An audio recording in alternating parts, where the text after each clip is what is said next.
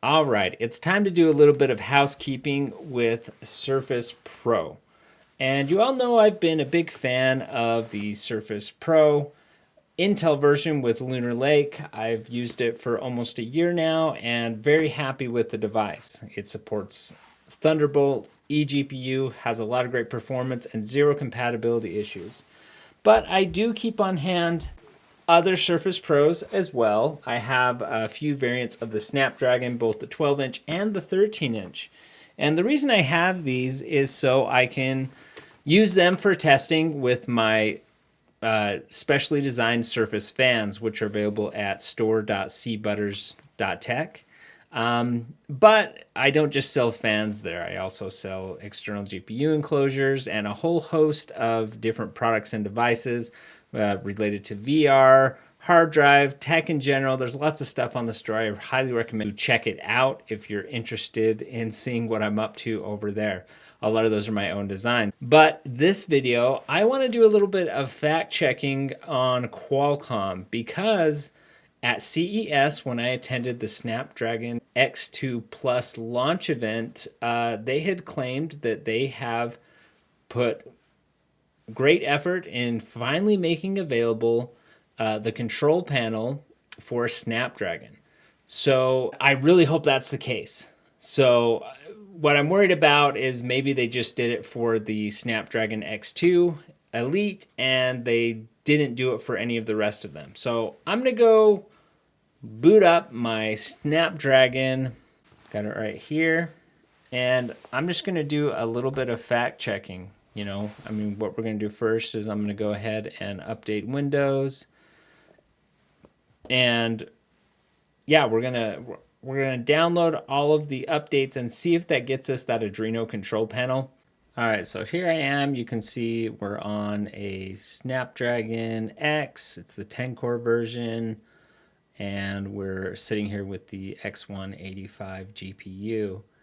And we're downloading these Windows updates just to see if, that we have all the necessary drivers installed, that we're good to go to be able to run this control panel. All right, we're reset.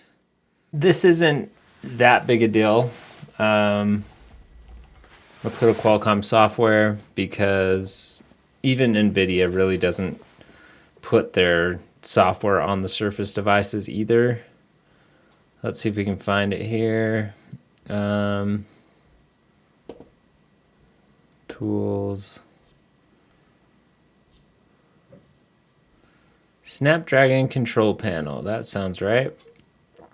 Let's grab that. 12/30/2025. What do we got here? That's good. I was half expecting that it wasn't going to work, but let's go ahead and see what we got. Okay, so it says we're on Adreno GPU 6/2/2025. Got a new version from 12.8. Yeah, let's update it. That's great. It's letting us get driver updates. That's nice. Okay, new drivers. What can we do with them? Let's take a look. Okay, graphics. We have a universal graphics section. You can adjust the anisotropic filtering. Got a frame rate cap. That's nice. Granular. Okay, that's nice. MIP map levels. Anti-aliasing textual video. Super resolution. Okay. That's interesting. I'm going to have to play with that one. We've got our system info, OpenCL versions, preferences. You got a dark and a light theme. Okay. It looks like you can set some stuff per game. Let's take a look at that. Oh, you can edit favorites if you click on it. Okay, yeah, you can. Universal, frame rate cap, video super resolution. Okay, that's pretty neat. I'm going to play with that super resolution. Let's go ahead and turn that on. All right, so let's take a look. I'm curious if video super resolution is something to do with, maybe it just overrides the video. I'm really not sure exactly what it's going to do. So yeah, there's a couple of neat little tricks here.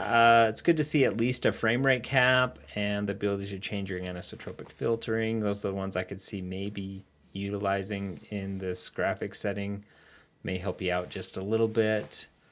But really, this is pretty basic. It's good to be able to get the latest driver quickly and easily in here. But other than that, there's not a whole lot here. It's the bare bones basic settings. I would like to see them add some sort of upscaling capability that actually works for rendering and not just video. So, anyways, hopefully that helps and is interesting to those of you who are using a Snapdragon processor. If you got some tips and tricks that I haven't covered here, let me know in the comments below, and we'll see you soon.